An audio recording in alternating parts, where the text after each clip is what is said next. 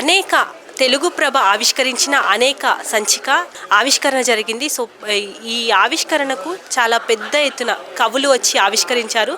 ఈ అనేక సంచిక ద్వారా కవులు యువ కవులను కూడా ప్రోత్సహిస్తున్నారు. సో ఇప్పుడు తెలుగు ప్రభ ఎడిటర్ సమయ మంత్రి చంద్రశేఖర్ గారు మనతో ఉన్నారు. వారిని అడిగి ఈ సంచిక ఎలా అనిపించిందో వారి మాటల్లో తెలుసుకుందాం. సార్, ఎలా అనిపిస్తుంది సార్ అనేక పుస్తక సంచిక? చాలా సంతోషం అమ్మా.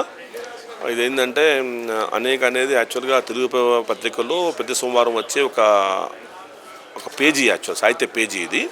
అయితే ఈ సాహిత్య పేజీ నేపథ్యంలో ఈ ఉగాది పర్వదిన సందర్భంగా మేము ఈ సాహిత్య సంచిక తీసుకురావడం జరిగింది. ఇలా పట్టుకోవడం అనేది మనకి తెలుగు పత్రికల్లో చాలా అరుదు. ఒక 2002-2001 తర్వాత ఆ సాంప్రదాయం ఎవరు కొనసాగించలేదు. సో ఇప్పుడు తెలుగు ప్రభ పత్రిక అనేది దీన్ని మొదలుపెట్టాము. ఈ పుస్తకం లోపల దగ్గర 115 మంది కవులు, కళాకారులు, సాహిత్యవేత్తలు, తర్వాత కథకులు ఉన్నారు.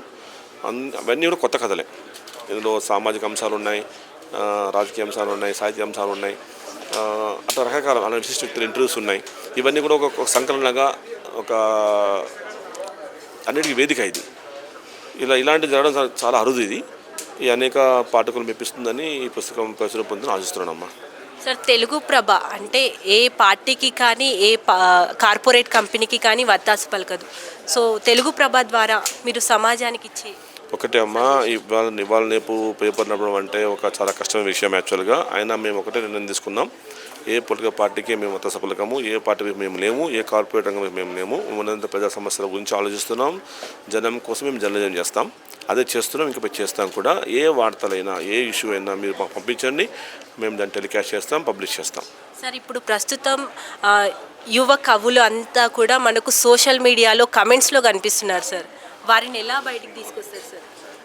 వాళ్ళకి మేము వేదిక కల్పిస్తామో వాళ్ళ కవులు, కళాకారులు, కవితలు ఉంటే మేము ప్రచురిస్తాం, పేపర్లో ప్రోత్సహిస్తాం. మా వేదికలో తెలుగు ప్రభలో అనేక వేదిక ద్వారా వారిని కవితలను ప్రచురిస్తాము.